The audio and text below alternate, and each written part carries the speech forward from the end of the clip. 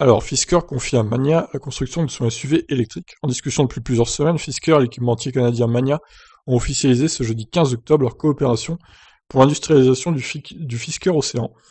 À l'instar de la Jaguar I-Pace, le futur SUV électrique de Fisker sera assemblé par Mania Steyr, filiale de Mania, sur le site autrichien de Graz. Révélé en début d'année à l'occasion du CES de Las Vegas, le SUV électrique associera une architecture développée par Mania à la plateforme aluminium mise au point par la marque américaine. La mise en production des premiers véhicules est prévue pour 2022. Outre l'aspect industriel, l'accord conclu entre les deux entreprises prévoit également une entrée de Mania au capital de Fisker. Présenté comme la revanche d'Henrik Fisker sur son rival Tesla, le Fisker Océan se place en concurrence directe avec le modèle Y. Décliné en 2 ou 4 roues motrices, le SUV américain reçoit une batterie de 80 kWh, autorisant 400 à 480 km d'autonomie. Dans sa version de base, il est annoncé à un prix inférieur à 40 000 $.